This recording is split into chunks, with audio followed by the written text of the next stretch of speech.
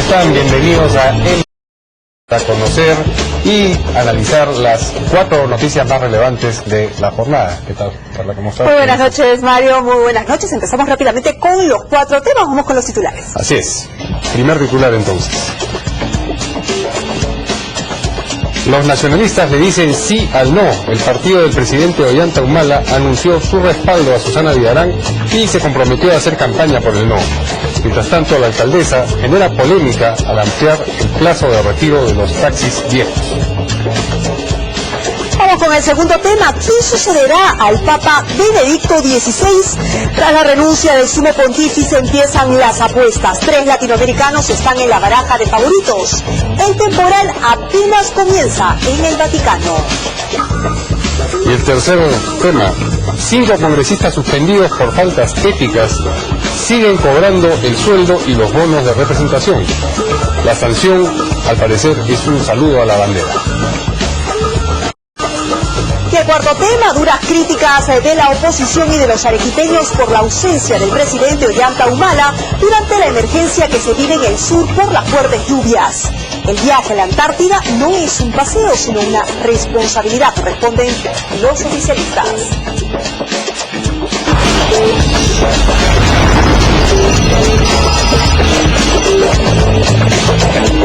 Bien, como todos los días tenemos hoy los invitados para analizar estas noticias. Por un lado está la congresista fujimorista Luz Salgado. ¿Cómo está, congresista? Buenas noches, ¿cómo estás, Mario, Carla? ¿Cómo estás? Y también nos acompaña Ricardo Vázquez Cunce, analista político. ¿Qué tal? ¿Cómo está, Carla? Vale. Hola, Ricardo. Gracias. ¿Qué tal? Bien, vamos con el primer tema, que es, como habitualmente ocurre, la revocación. Todos los días hay novedades relacionadas con la revocación. En este caso, por un lado, el Partido Nacionalista, el partido oficialista, el partido del presidente Humala, ha anunciado que hará campaña por el no y que va a apoyar a la alcaldesa Susana Villarán en su empeño por permanecer en el cargo. Pues en la plenaria regional de Lima, se entiende, se anunció esta decisión, y estuvo presente cuando se anunció la decisión la alcaldesa, y según el Diario de la República, me llama la atención, dice que pidió disculpas por no haber apoyado al Partido Nacionalista en la campaña presidencial. Mira. ¿Qué otras novedades tenemos? Bueno, a propósito justamente de esa plenaria que tú mencionas, ahí está el secretario general, por supuesto, del Partido Nacionalista, Marco Olivera, y 43 distritos para darle el apoyo, por supuesto. Pero uno de los temas importantes es el retiro de los taxis antiguos, ¿no? Y nueva. Lo que se menciona es que ha aparecido esta normativa precisamente, ¿no es cierto?, para aplacar de alguna manera algunos ánimos en ese proceso de revocatoria. Así es. Se tiene la impresión, o algunos tienen la impresión, de que sería una medida un tanto electorera. Empezamos entonces. Así es. Vamos a ver lo que dijo primero, en realidad, Marco Tulio Gutiérrez, que ha tenido expresiones con relación a este discutido término de incapaz que se le atribuye a la alcaldesa Susana Villarán, discutido porque hay quienes opinan que es un insulto y hay quienes opinan que no. Vamos a escuchar qué ha dicho sobre el particular Marco Tulio Gutiérrez. Bueno, lo que vamos a decirles es, señores, la palabra incapaz no es ningún insulto, ¿ok? Y vamos a discutir ante el Jurado Nacional de Elecciones si esta palabra pues es ofensiva o no es ofensiva. Eso es lo que he señalado.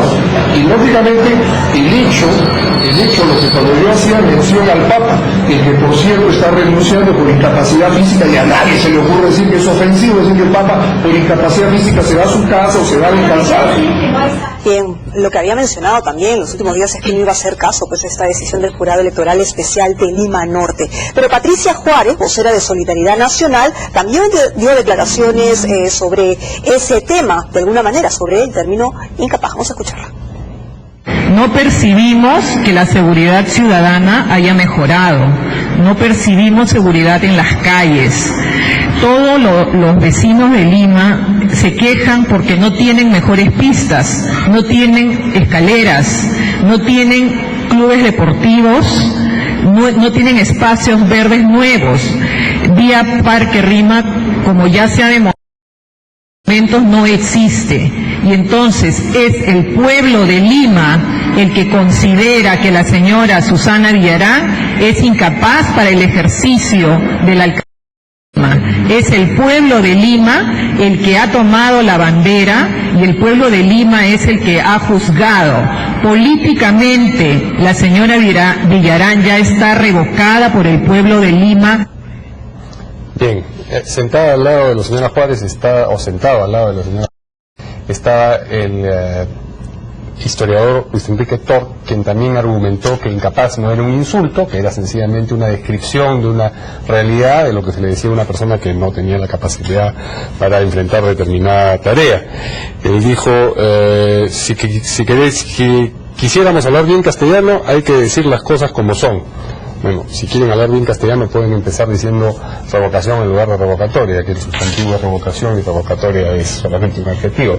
Pero con prescindencia de eso, congresista, ¿le parece a usted que incapaz es un insulto, es una palabra ofensiva atribuida a alguien? Bueno, antes de eso yo quería hacer el comentario de lo primero que anunciaste a los televidentes, y es que el Partido Nacionalista por fin va a apoyar, cosa que se escuchaba pero no llegaba a concretarse, ahora sí lo han dicho oficialmente. Lo único que invocaríamos ahí es que no se utilicen los recursos del Estado. Mira, hay toda una controversia por la falta de transparencia en este proceso, menos mal que ya falta poco, ¿no? Porque este grado de polarización realmente no es bueno porque se han llegado desde unos primeros ataques al tema racista, al tema de exclusión. Entonces creo que no ha caminado por muy buena onda, como quien dice, y es por eso que los fujimoristas también nos hemos abstenido, porque creo que esta es una decisión vecinal. Son algunos vecinos que están contentos con Villarán y otros que no, definitivamente. Entonces, que el partido político piense dar su sombra, lo piense cobijar, y yo creo que tampoco no le hace nada bien, porque habrán muchos ciudadanos en Lima que simplemente no están contentos y lo que van a decir, oye, ¿cómo el presidente acoge a esta señora cuando yo no tengo muros de contención, cuando se me está viniendo el agua del río por aquí, en fin? Entonces, sobre el tema de capacidad, para mí también es relativo, porque en una contienda tú utilizas una serie de adjetivos y lógicamente no es el mejor, pero el antónimo es capaz. Y para algunos no es capaz, pues entonces yo les hubiera dicho mejor digan que no es capaz, para que no se sientan ofendidos, ¿no? No es capaz, pues porque ha demostrado con muchos errores que ha tenido, que no estaba a la altura realmente, no tenía programa, porque mira cómo llega la señora Villarán, llega porque hay el enfrentamiento entre Curi y Lourdes Flores Nano. No tenía programa, su gente no estaba preparada, han improvisado. Claro, pero el tema aquí es que hay una decisión del Jurado Electoral Especial de Lima Norte de decirles a los revocadores, bueno, pues esta palabra, aunque es discutible, ¿no es cierto?, finalmente no la vas a utilizar, ¿no es cierto? Y ellos han mencionado que igual la van a seguir utilizando porque ellos piensan. Entonces, de alguna manera eso no es patear el tablero, eso sí, lo equilibramos también con el hecho de que la campaña por el no va a pasar, no va a transparentar los gastos en la fecha que se ha presentado, sino después de la votación, ¿no? Claro, acá estamos ante un asunto que se resume así. El Jurado Nacional de Elecciones está, digamos, siendo dejado de lado por ambas fuerzas, el sí y el no. Y eso es peligroso porque después de todo el Jurado Nacional de Elecciones es el gran árbitro de la contienda electoral entre dos posiciones. Ahora, si vamos a analizar el asunto, a mí me parece un poco injusto, ¿no es cierto?, que a los que están por el sí les digan que no pueden usar la palabra incapaz cuando toda su campaña se basa en la incapacidad de la alcaldesa. O sea, ellos no están atacando a la alcaldesa políticamente o ideológicamente, como por ejemplo podemos haber algunos ciudadanos que votamos por esa razón. Los del sí están diciendo que la alcaldesa básicamente es una persona que no está capacitada. Entonces, si el Jurado Nacional de Elecciones le dicen, tú no puedes usar la palabra que sostiene el por qué tú estás, en contra de la alcaldesa, entonces como que los deja atados de manos. Y como tú ya has dicho también, el otro lado también ha dicho, mira, ¿sabes qué? Yo no voy a transparentar mis cuentas cuando el jurado me dice que las transparente el día 14 o 15 de febrero, o sea, de acá a unos 2 o 3 días, porque simplemente no me da la gana. La voy a hacer cuando termine el asunto y ya o esté muerta o esté triunfante. Ahí a quién le va a importar quién dio la plata o quién no la dio. Total, ya gané o ya me revocaron, ¿no? Entonces, y estamos viendo pues que la campaña se ha polarizado y que el Jurado Nacional de Elecciones simplemente lo están dejando de lado, lo que me parece peligroso. Es decir, no se está respetando la institucionalidad. No, precisamente no. Y además, mira, nosotros cuando hemos candidateado, me acuerdo, el jurado nos exigía rendir las cuentas mes a mes. No es que tú vas a rendir al final, casualmente porque quiere llevar un buen control, quiere ver cómo estás gastando tu dinero, qué dinero te ha ingresado en tu primer mes de campaña y en el segundo. Y yo me acuerdo que nosotros estábamos rellenando nuestros formatos, todos obligatoriamente, en los 1000 y pico de candidatos, para entregarle al jurado cómo estabas haciendo tus gastos de campaña. No es que yo iba a decir, oye, ya no me importa, lo hago al final. No.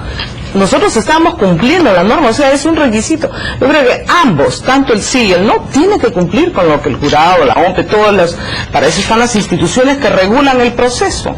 Pero lo que concierne al término de incapaz, que es lo que ha suscitado hoy día la discusión, en esencia uno podría pensar que es una palabra sinónima de ineficaz. Sin embargo, ineficaz no sería ineficaz para ese propósito. ¿Qué pasa entonces con la palabra incapaz? Hay un matiz peyorativo, hay un matiz derogativo que está presente en esa palabra y por eso resulta tan útil, vamos a decir, en campaña. Es cierto, o sea, cuando uno le dice a alguien que es un incapaz, el incapaz lo toma como un insulto. Si le dices, mira, no estás haciendo las cosas tan bien como lo deberías hacer, bueno, no, sí, es otra manera de plantear el tema. Pero el asunto es que la campaña por el sí se basa principalmente, como querramos llamarlo, por la no capacidad de la alcaldesa, por la ineficacia de la alcaldesa, en fin, por la falta de manejo de gestión de la alcaldesa. En pocas palabras, eso resume lo incapaz. Entonces, el jurado debería entonces proponer, ¿no es cierto? Ya que le está diciendo no use, ¿qué palabra puede usar el sí para decirle a la alcaldesa que, bueno, no es, digamos, se le escapa de las manos la gestión de la municipalidad? Por lo menos le daría a los otros una alternativa. Digamos, no es la única forma en que ellos pueden hacer la campaña por el sí, ¿cierto? Habría otras formas también. Habría otras palabras. Pero digamos, la esencia es la misma, porque se basa en que la alcaldesa no está capacitada o no ha dado la talla para gobernar la ciudad. Ahora, desde el otro punto, es importante también decir a qué le teme la alcaldesa que no transparenta sus cuentas. ¿No es cierto? Porque ahí lo que estamos viendo prácticamente es un temor de que la ciudadanía se entere quiénes están aportando a su campaña y por eso no la quiere revelar en plena campaña. O sea, esa es la madre política del Cordero, de decir, yo no voy a hacer transparentes mis cuentas hasta que termine la elección. O sea, el 18 de marzo, cuando ya no hay nada que hacer, ya puedes ver y chequearme todo lo que quieras. ¿Por qué? ¿Cuál es la razón? ¿Qué es lo que ella teme que la gente se entere que está aportando ahí? Entonces, esa es una gran interrogante que pues nos dice que después de todo, por un lado y por el otro, se cuecen habas. Y también los que abogaban pues por la transparencia tampoco eran tan transparentes como decían, ¿no? Entonces, creo que la ciudadanía se está dando cuenta perfectamente de los dos fieles de la balanza. El otro tema que mencionábamos al presentar esta noticia es la ampliación del plazo para el retiro de los taxis viejos y al mismo tiempo la reducción hasta un 80% a los taxistas también, que ha dispuesto una ordenanza que va a entrar en vigor, me parece que en marzo, de la alcaldía, y que ha sido interpretada como una medida electorera, populista, digamos, ¿no? Esto, digamos, se ve reforzado por el hecho de que el señor Joaquín Rojas, presidente de la Federación de Taxistas, ha dicho que si siguen con la reforma, dijo que si seguían con la reforma podrían votar por la reforma de dispuesto antes del retiro, digamos, un poco más riguroso, en un plazo más corto de los taxis. Vamos a escuchar lo que dijo el presidente. Efectivamente, vamos a apoyar el sí, Pero a través de esto, bueno, pues nos sorprenden ahora con la nueva prepublicación, y esto no lo tomo la decisión yo, lo toma la decisión la Magna Asamblea. Nosotros, nuestros puntos que faltan todavía acá, hay un avance más o menos de un 70%, que nuestros pedidos, pero faltan un 30%, dice 30%, vamos a volver a reenviarlo, analizando todo este anteproyecto, y veremos su respuesta de ellos, ¿no? Según eso, la decisión que toma es la Magna Asamblea. Entonces lo van a pensar, lo están evaluando aún. Bueno, estamos viendo, estamos ahorita por el comunicado, ha salido la publicación, estamos estudiándolos. El día miércoles tengo una reunión con toda mi gente y la decisión lo toma la Asamblea, no yo. ¿Podrían reconsiderar? Congresista, su punto de vista respecto a lo que ha escuchado con Joaquín Rojas, el presidente de la Federación de Taxistas, ¿no? Y ha cambiado de opinión, lógicamente se le han cambiado las reglas del juego. Uno de los activos de la señora Villarán era que estaba tratando de modificar el tema de transporte, el parque automotor, lo tenía que ordenar, el tema de la avenida Bancayo ya lo ha sacado en varias oportunidades como un ejemplo, que solamente es un tramo, que ojalá fuera así en todo Lima.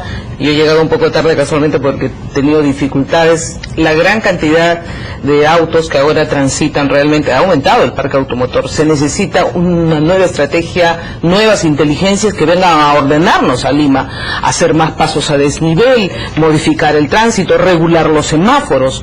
Bueno, pues eso no se está haciendo, y encima ahora con taxis que no solamente son peligrosos por el tema de los secuestros, por el tema de las violaciones que hemos visto nosotros. ¿Cuántos taxistas no están presos porque no están empadronados? Y realmente el servicio no es muy bueno, porque sí se ha llegado a detectar que hay muchos autos pues que ya no deberían estar circulando. Todo esto ahora se viene atrás. ¿Por qué? Porque por el tema de la consulta, entonces la señora Villarán dice, bueno, estas ya no son las normas de juego, ustedes van a tener más tiempo, van a tener creo que 20 años para poder hacer la modificación, que no está mal hacer un periodo, porque esto no lo puedes hacer tampoco de la noche a la mañana, pero justo cuando ya se había empezado a regular, cuando todo el mundo estaba entrando en orden, se echa para atrás, y vemos ahora que es nada más que por un motivo netamente de interés, en el caso de que congraciarse con este grupo, con este gremio, ¿no? ¿No puede ser que haya aprendido a negociar, digamos? Bueno, yo creo que está aprendiendo, ¿no? O sea, viéndolo desde el punto de vista positivo para ella. O sea, ayer y anteayer se lanzó un plan de ordenamiento del transporte de Lima con bombos y platillos.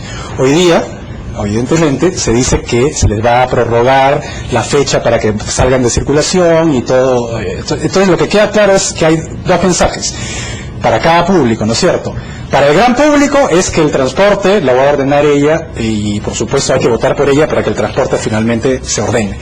Y el mensaje para el pequeño público de los taxistas es, mira, ¿sabes qué?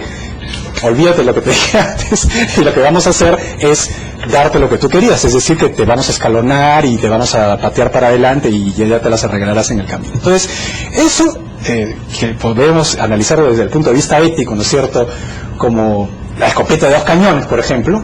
Desde el punto de vista político, es que a la señora recién está aprendiendo a saber hacer política, que es como lo han hecho los políticos tradicionales durante todo este tiempo. En cuanto a lo del taxi, los taxis propiamente dichos, el pez por la boca muere. La persona, no recuerdo el nombre. Señor Rojas. No es el del taxi, sino el de la municipalidad. Él mismo admite que sí, efectivamente, en el contexto en que se da la medida se puede prestar a suspicacias. Sí, claro, se presta a suspicacias. Ese creo que es, digamos, la reflexión que podría hacer. Pero no solamente es el tema del retiro de los taxis antiguos, está también el de las multas que mencionábamos, que son reducidas hasta en un 80% para quienes pagan antes de determinado plazo, luego 50%, luego 30%, y además tiene, digamos, esta expresión de sentido del humor, la norma que dice que es por única vez, cosa que es una vieja costumbre en la... O sea, los que han sido cumplidos en pagar la multa ahora resultan perjudicados, porque simplemente si no hubieran pagado estarían ahora condenados en un 80%, ¿no? En un 80%. O sea, van a pagar solamente el 20% de la multa. Justamente es para decir, pues, oye, ¿sabes qué? Te perdono todo, vota por mí. Es una cosa final, no sé si final, pero en fin, final en el sentido de esta reflexión sobre esto. Yo, en la Católica, cuando yo estudiaba, estaba pues el profesor Henry Pis, que es el padre de la revocatoria, que ahora ha desaparecido. Entonces, él nos explicaba en su clase de introducción a, no me acuerdo, es una cuestión de sociología, que le da mucha risa en esas épocas, en los años 80, cuando personajes de la derecha, del PPC creo que ponía el ejemplo, iban pues a estos pueblos remotos de la sierra y regalaban cosas y daban cosas, etcétera, y les daban pues unos afiches para que voten por Bedoya en esa época, ¿no? Entonces él decía, sí, efectivamente, la gente acepta todo lo que les dan, pero después votan por la izquierda. Entonces, la reflexión la traigo acá, es decir, yo no sé qué tan, digamos, efectiva sea la medida, es decir, los transportistas le dirán, mira, ¿sabes qué? Dame todo lo que quieras, pero uno nunca sabe por quién van a votar. Claro. Antes de cambiar de tema, vamos a ver una fotografía que ha llegado donde aparentemente un carro de la municipalidad está involucrado en la colocación de un cartel por el no. Ahí se ve. Dice, fiscalización, Municipalidad de Lima, y al lado se ve un hombre encaramado en una escalera que está colocando... Ese es el problema de la utilización, la mala utilización de los recursos. Pues mira, está utilizando recursos de todos los peruanos, de los limeños, para hacer su propia campaña, y no me extrañaría que sean funcionarios de la municipalidad. Ahora, si el gobierno ingresa a esta campaña, va a utilizar toda la maquinaria del gobierno. Ahora, claro, no es que sea una disposición, no se puede presumir que sea una disposición directa de la alcaldesa, pero sí es su responsabilidad y sí tiene que haber alguien en algún nivel de jerarquía del mandato dentro de la municipalidad que es responsable de cosas como estas. Claro, pues un vehículo finalmente de la municipalidad. Son 210 alcaldes que han sido revocados, ¿ah? Pero en ninguno ha habido tanta polémica como es Lima. 210, claro, es Lima, pues, es Lima, claro. Vamos a cambiar de tema. Vamos al segundo, y es sobre el Papa, ¿no es cierto? Es el tema que vamos a seguir tratando el día de hoy, es ¿quién sucederá al Papa Benedicto XVI? ¿No es cierto? Tras la renuncia hay candidatos, empiezan las negociaciones y las campañas también, ¿por qué no llamarlo así? ¿No es cierto? Se habla de posibles aspirantes latinoamericanos y de un africano, inclusive una casa de apuestas conocida en Inglaterra está ya apostando quién da más, ¿no es cierto? ¿Quién debería ocupar el sillón papal? Pocas noticias afectan tanto como esta, que creo que tiene un carácter universal, ¿no? Y especialmente los católicos, y yo he sentido con mucha pena que esta noticia como que nos ha removido. Esperábamos siempre que el Papa termine sus días muriendo, como lo hemos, desde que tenemos uso de razón, al menos los que hemos seguido la trayectoria de nuestra vida en la Iglesia. Y esta noticia lógicamente nos ha sacudido, pero hemos tratado de investigar y de escuchar todas las declaraciones, y lo que uno llega a la conclusión de que esta es una decisión muy valiente, de una persona que no se puede decir que no sea un doctor, ha escrito 3 libros, es un filósofo, una persona que ha estudiado la vida, ha escrito sobre la vida de Jesús, ha escrito sobre los problemas del mismo, el tema de los malos manejos de las cuentas, o sea, ha tomado una serie de problemas que tal vez no fueron tomados anteriormente con esa rigurosidad, a su edad. Miren ustedes, es un papa que casi llega a obtener el papado a los 79 años, ¿no? Entonces yo me imagino que este agobio, que este cansancio físico y espiritual, como él lo dice, lo lleva a ser sincero y llega a decir, oye, un momento, yo ya no puedo más con todo esto, ¿no? Realmente es una decisión muy valiente, y que yo, y creo que muchos católicos, lo que tenemos que hacer es orar por él. ¿Quién lo sucederá? Tiene que ser una persona que lo supere, que supere a todos los papas que hemos tenido, que puede enfrentarse a una realidad completamente diferente, a un mundo que ha cambiado muy rápido, a tener que tal vez establecer una serie de reformas que no se tomaron antes, y que ya este Papa había empezado a hablar, él empezó a hablar inclusive de permitir el uso del condón, cosa que en un principio él lo negó, pero luego lo admitió que tenía que verse, sobre todo por los casos de SIDA en el África. Entonces, esperemos nosotros, y la Iglesia en ese sentido es muy sabia, con todas las críticas que le quieran hacer, y aquí yo quiero decirles, quienes más critican es quienes no son defensores de la Iglesia, muy por el contrario, son aquellos que siempre la han atacado, agnósticos, ateos, que sin embargo cuando se trata de algo que ocurre para los católicos son los primeros en criticar. Déjennos a los católicos. Ahora, esta decisión valiente, como dice usted, del Papa actual retirarse por una cuestión de edad, ha sido percibida como una crítica tácita a todos los otros papas que, digamos, murieron en el cargo. El último papa que renunció en 1415, ¿no? Incluyendo a Juan Pablo II, al punto que el cardenal polaco Stanislaw Disfisk, si es que así se pronuncia, que era secretario de Juan Pablo II y era también polaco, ha comentado esta renuncia diciendo: de la cruz no se baja. Es una crítica clarísima a Benedicto, ¿no?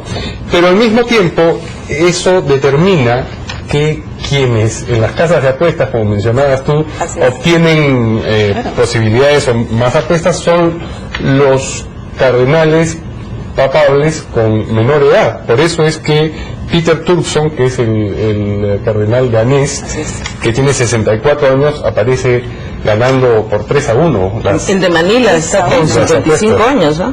Están así, filipino. Peter Turkson, Mark Howlett, que es de Canadá, y Angelo Scola, un italiano. Es de Milán, Y que hay uno de Filipinas de 55 años también está posible candidato. Sí, no, pero las apuestas es lo que... Las apuestas. En la casa de las apuestas, sí. ¿no? Ellos son, digamos, Peter Turkson va 3-1, Mark Howlett va 5-1 y Angelo Scola 5-4. Es decir... ¿Cómo entiendes tú esta es una crítica, evidentemente, la del cardenal polaco, que dice que de la cruz no se baja? Sí, o sea, además es una frase que tengo entendido que dijo Juan Pablo II, o sea, Cristo no se bajó de la cruz, yo no me voy a bajar. Pero ahí hay que entender que cada papa tiene, primero, es impensable que este papa, ¿no es cierto?, el que ha renunciado, cuya renuncia se dará efectiva el 28 de febrero, quiere hacerle daño a la Iglesia. Al contrario, su decisión está absolutamente pensada en la lucidez que tiene, porque considera que le va a hacer un bien a la Iglesia. Lo mismo Juan Pablo II pensaba que le hacía un bien a la Iglesia, no bajándose de la cruz y estando hasta el último momento.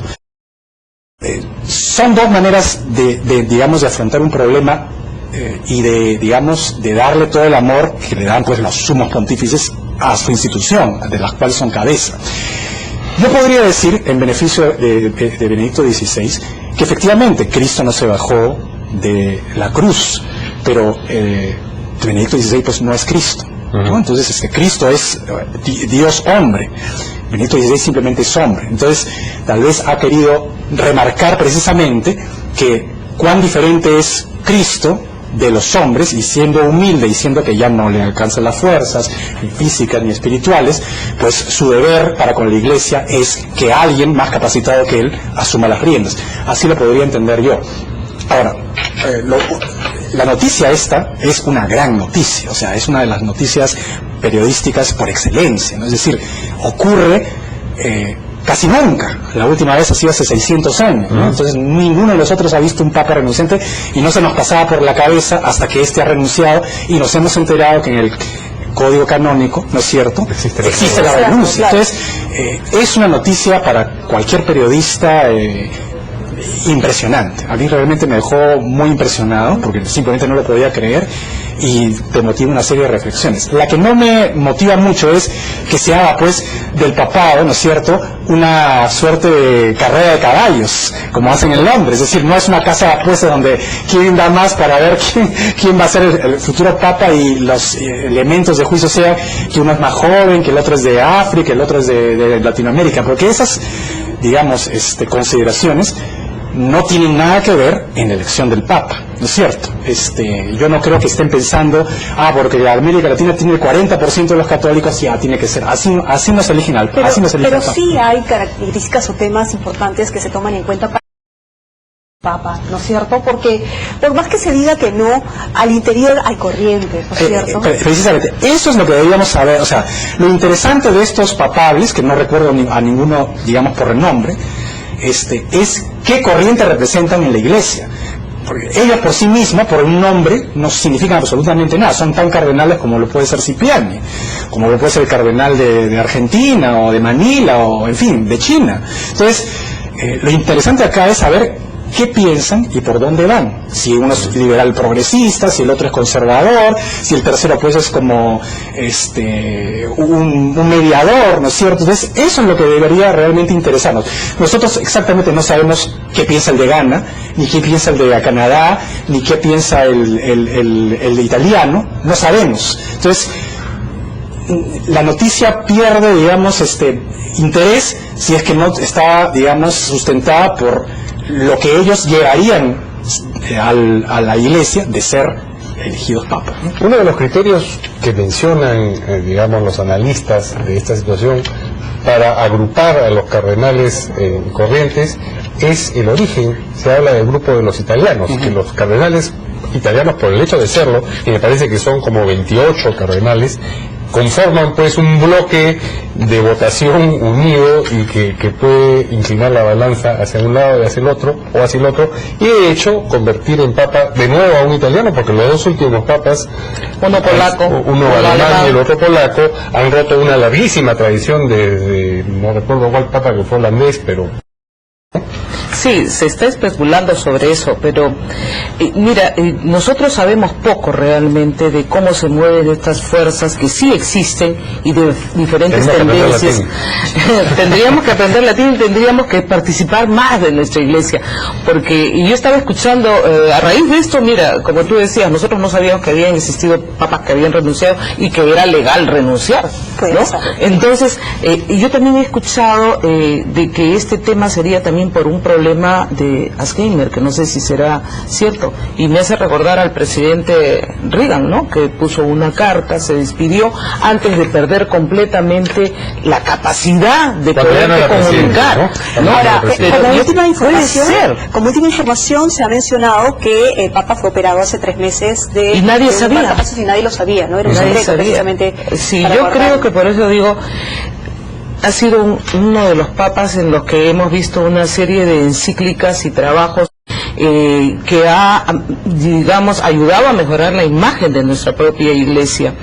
Y quien lo suceda va a tener que ser una persona de muy altas cualidades y creo que todos los obispos, los cardenales que están alrededor, más cercanos al Vaticano, van a verse en este momento con menos de 27 días a ponerse a más o menos a ubicar y a hacer que esas corrientes funcionen para tener humo blanco el día 28, ¿o no? Después del 28.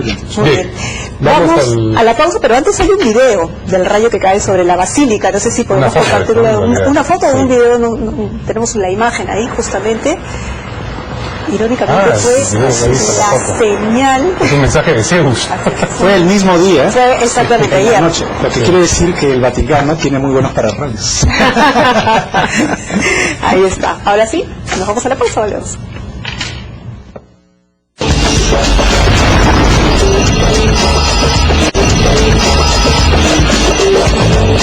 Y al principio del programa tocamos el tema de la revocación, ¿cierto? Y al final de los comentarios mostramos una fotografía de un carro de la municipalidad con los trabajadores que parecía que estaban poniendo el letrero o el cartel del no. Obviamente han aparecido otras versiones vía Twitter, ¿no es cierto? Y otras fotografías que les vamos a ir mostrando. Miren ustedes, ahí está. Y bueno, lo que tenemos como información es que en todo caso no se estarían poniendo los letreros, sino que estarían bajando los letreros para llevárselos. Y eso es lo que nos muestran estas fotos, más fotos que tenemos para ustedes. ¿Con camioneta de la municipalidad?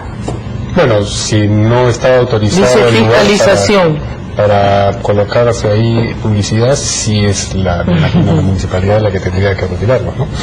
Bien, vamos a la tercera noticia, que tiene que ver con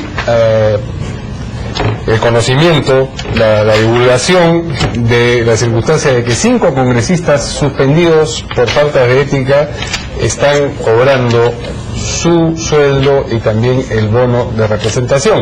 ¿Por qué? Porque se han amparado en una medida aprobada mientras era Daniela Huerta, presidente del Congreso, que interpretaba la frase días de legislatura, que era la suspensión, como efectivamente solamente los días en los que el Congreso está en funciones. Se interrumpe la legislatura y entonces se interrumpe también la suspensión y ellos cobran.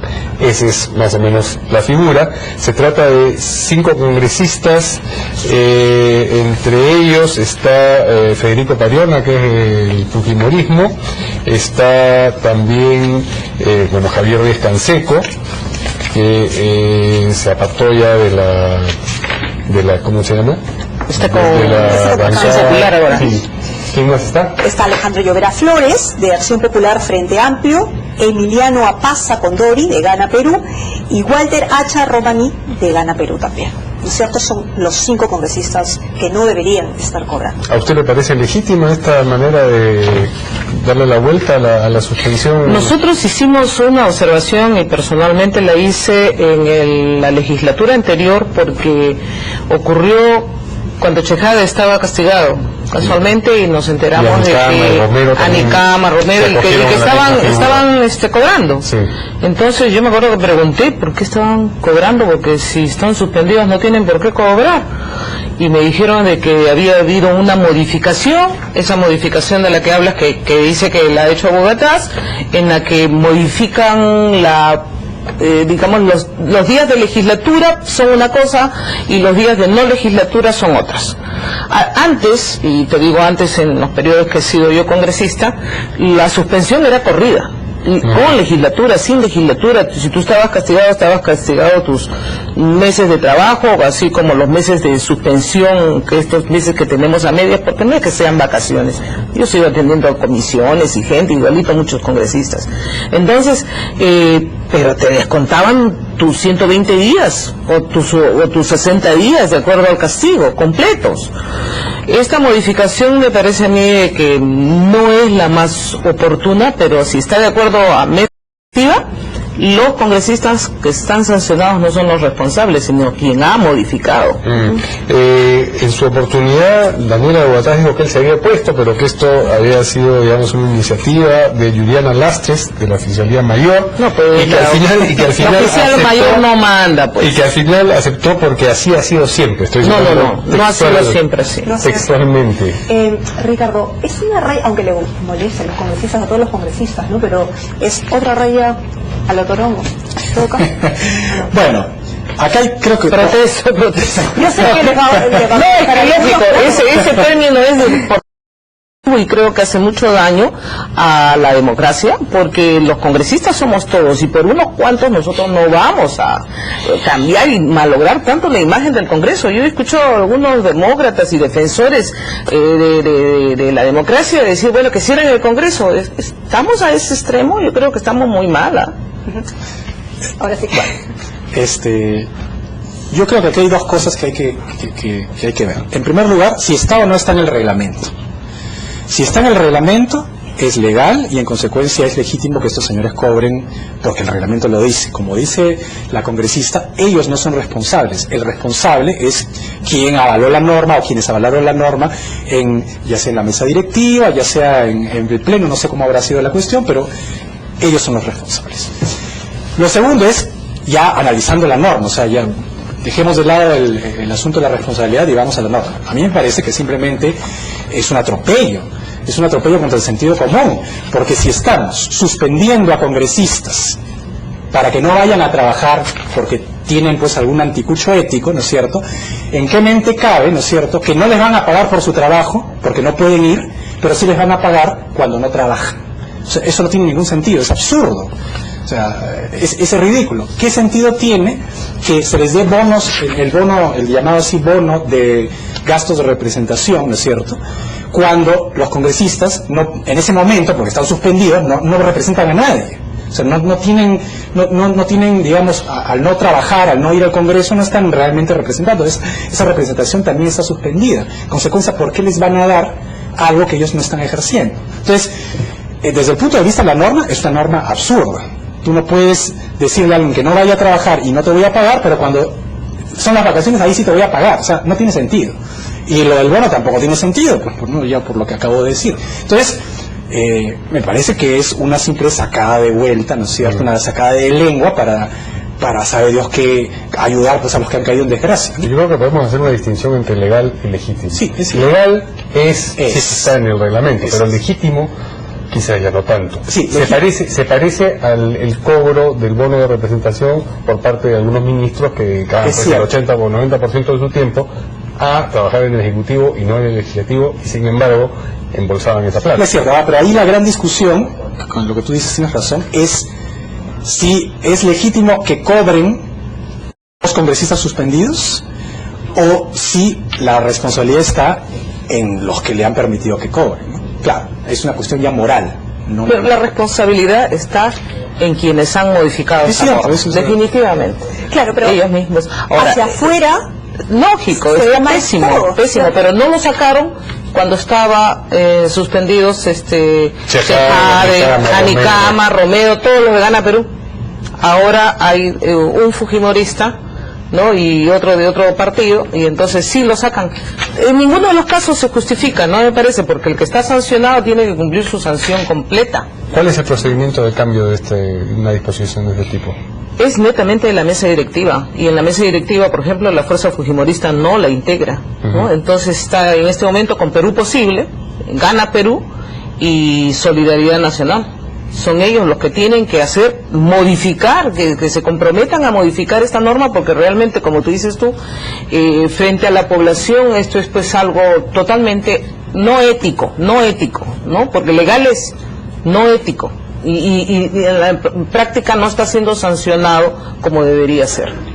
Bueno, hay dos de Gana Perú, de Fuerza Popular, de Acción Popular Frente Amplio, y bueno, Javier Díez Canseco también está en la lista, ¿no? Pero la pregunta es si han cobrado o no han cobrado. Sí, han cobrado. Han cobrado todos. Han cobrado. Sí, han cobrado. Y tendrían que devolverlo en todo caso, ¿no? No, porque no, porque la mesa directiva los respalda. O sea, la ley los respalda. Si cambia, la mesa directiva se reúne y conversa. Si se modifica, no, tampoco, porque no puede ser retroactivo.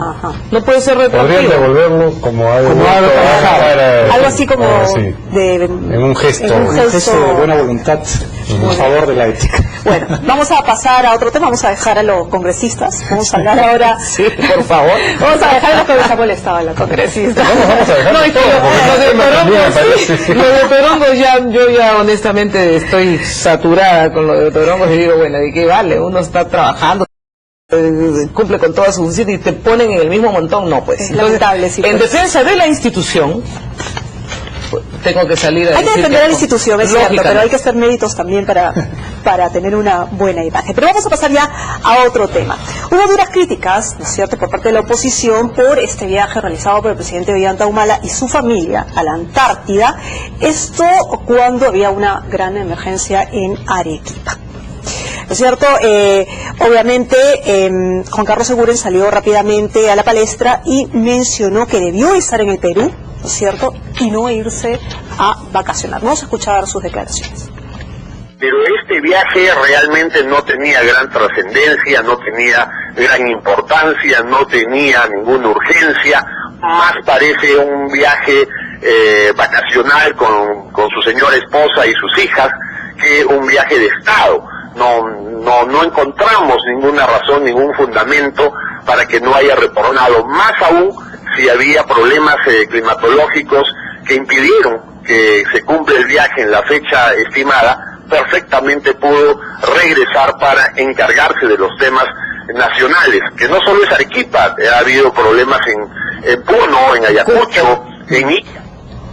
Bien, en realidad el problema se complicó un poco más cuando se debió extender el permiso al presidente Humala, porque por razones del tiempo tuvo que permanecer en Ushuaia, que es un lugar ahí en el sur de Argentina, ¿no?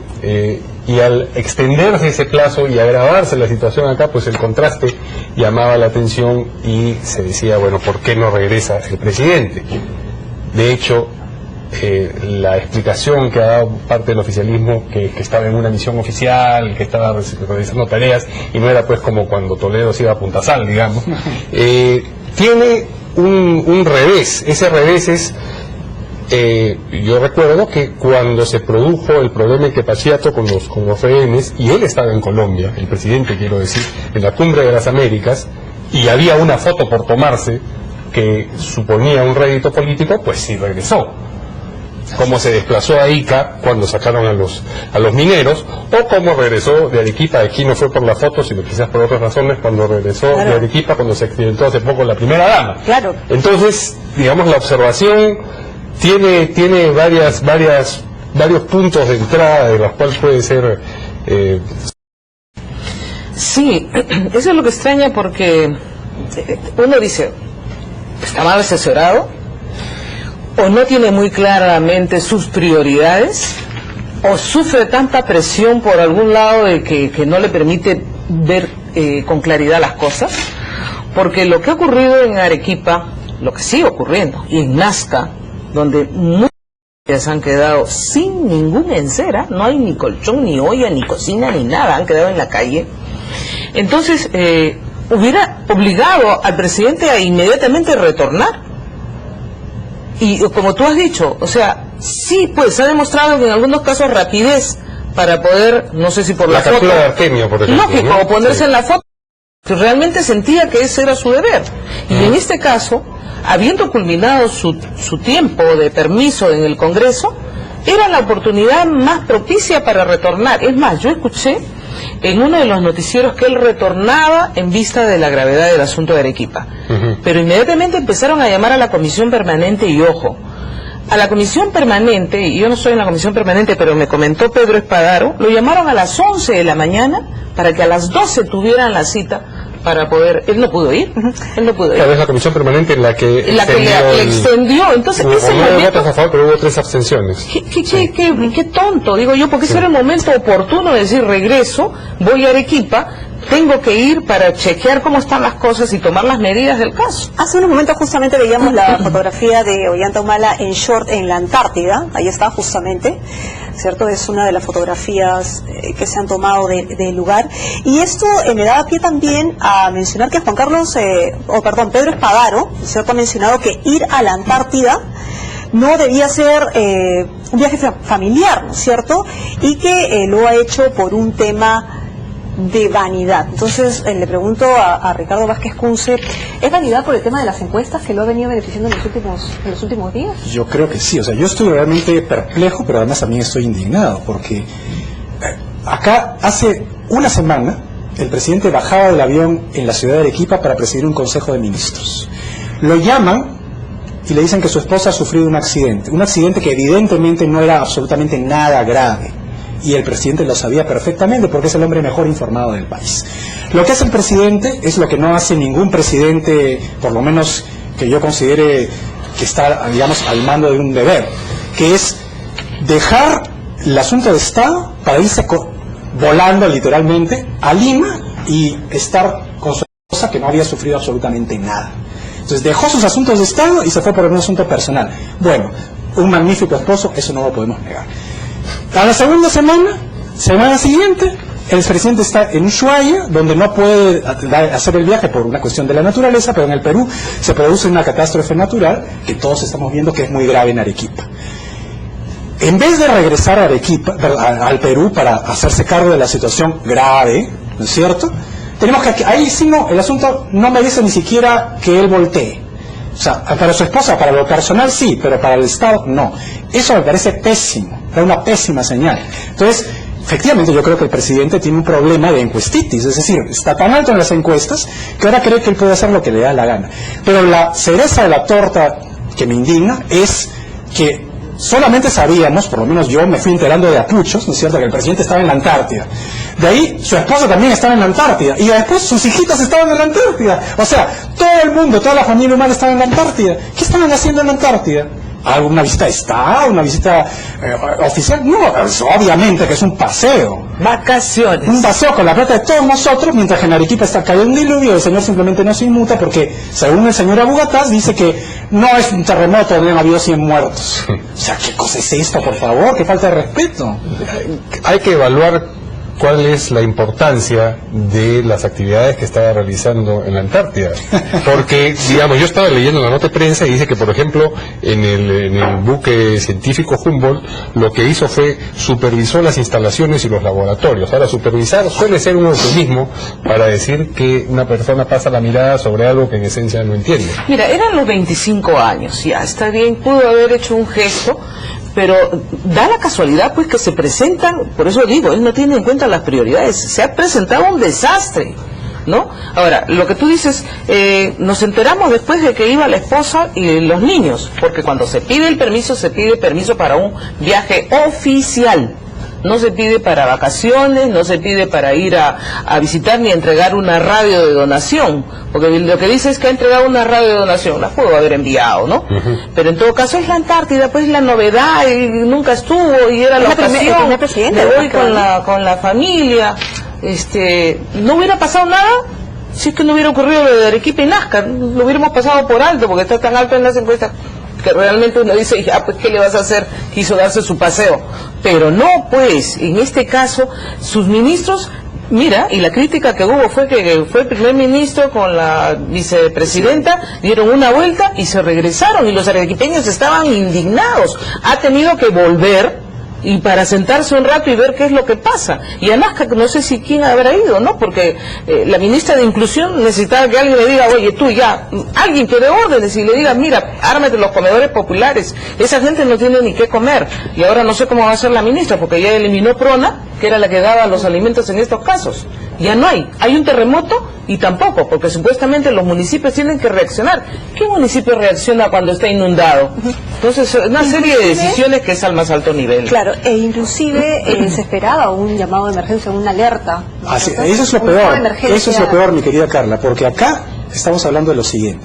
Hay una tragedia en Arequipa, ¿no es cierto? Y evidentemente hay una emergencia. Entonces, el presidente del Consejo de Ministros dice que no va a declarar el estado de emergencia hasta que se reúna el presidente de la República. O sea, está esperando a que el señor, ¿no es cierto?, se tome su barquito y regrese a Ushuaia, de aquí regrese a Lima, y él bien el miércoles, o sea mañana, él regresará, le tomarán las fotos, y entonces se sentará en Palacio de Gobierno y dirá, bueno, sí, estado de emergencia, para la foto. O sea, él quiere promulgar el estado. O sea, mientras que los otros arequipeños están pues con el diluvio en la cabeza, él quiere venir el miércoles a sentarse en Palacio a firmar el decreto del estado de emergencia.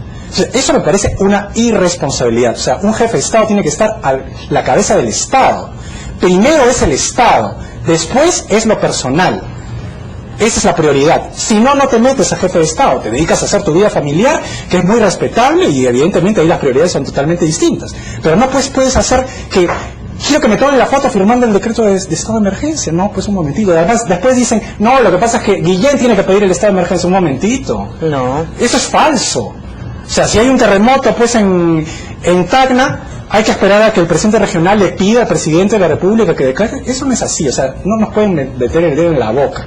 Simplemente para que el señor me venga mañana a tomarse la foto y diga, ya estoy al mando y firmé el estado de emergencia. ¿Impactará eso en su popularidad? Hay mucha soberbia por parte de él. No sé, parece que tiene el efecto teflón que tenía también Toledo. Y Fujimori en su momento. No sé, pero Fujimori, ahora que lo nombras, cuando salió el río en Gambetta, estaba ahí desde el primer momento y pasó toda la noche con los pobladores. Esa es la diferencia. Cuando se inundó el río La Leche, estuvimos con él y él era el que movía los tractores. En ese sentido, sí, tiene una enorme diferencia, y la comparación, yo creo que es falta de sensibilidad, es decir, falta de tino, criterio. ¿Manejo político? ¿Falta de manejo político? También, y sus asesores que deben estar en el plan de decirle chicheño, en vez de decirle, oye, ¿sabes qué? Tú tienes que regresar. Fabri está muy ocupado con la campaña del no, Fabri, y no tenía tiempo de quiero saber quién le paga a Fabri. Bueno, pero Juan Jiménez no debió haberle dicho como su presidente. No, a Juan Jiménez lo mandó de vuelta, porque como Juan Jiménez se había regresado con Marisol, le dijo, oye, ¿tú qué haces allá? Vete de nuevo, pues, porque si no me van a criticar. Y entonces lo tuvo que mandar de vuelta y se sentó, y creo que hasta ahora nadie ha ido a Nazca. Nadie ha ido a Nazca, ¿no? Y la ministra de Inclusión, que es la que debería moverse en este momento, la ministra Jara, que la hemos visto tan activa, ha debido estar ya aquí moviéndose, haciendo las cosas. No se sabe nada porque falta ¿quién? La cabeza que les diga que les ordene o simplemente no quieren figurar para que aparezca de Cuando nuevo. usted dice la cabeza, ¿se refiere al presidente? Claro. Para dejarlo claro, nada más. Lo peor de todo sería que les esté diciendo que no vayan, porque él quiere estar ahí. Porque ahí sí sería, pues, el colmo, ¿no? Claro. Es decir, no vayan ustedes porque me van a robar. Esperen que yo regrese del Si va la periplo ministra, antártico. le roba el show. Claro, pues, el o sea, ministro tiene miedo de ir y por eso no acude. es el colmo, o sea, es no acude. es Y mientras tanto, indignante. ¿quiénes son los perjudicados? Quienes han sufrido la devastación.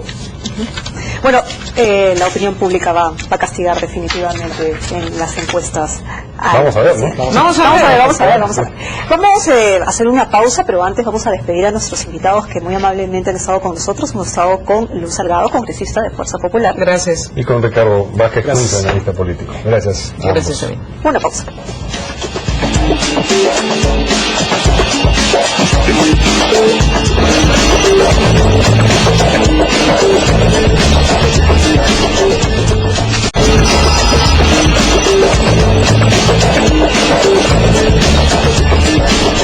Bien, antes de despedirnos, vamos a ver como siempre la frase del día, que está estrechamente relacionada con la última noticia que hemos discutido. Tiene que ver con Daniela Bugatás, quien en su esfuerzo por atenuar, digamos, los problemas de imagen que le podría causar al presidente Humala el no haber estado acá durante las tragedias de Arequipa, dijo lo siguiente. Me parece que sí es ideal, los presidentes siempre están en las zonas de riesgo, en las zonas de desastre, pero abandonar una misión como la que tenía en la Antártida, honestamente no me parecía razonable. No estamos hablando tampoco de un terremoto de cientos de muertos, es una torrentera, lamentablemente ha causado víctimas muy lamentables, es un caso único, o sea, el caso de Arequipa. Bien, con ese afán no pudo lograr, sin duda, lo que quería, ¿no es cierto?, defender lo indefendible. Sí, depende de la cantidad de muertos, es una variante de nosotros matamos menos, casi. Sí, una frase, bueno, en fin, poco feliz. Pobre. Vamos a dejar la frase del día, ustedes ya la escucharon y con esto ya culminamos en portada, no sin antes, por supuesto, darle la bienvenida a Juan José Garrido Kecklin en Rumbo Económico. ¿Cómo estás, Juan José?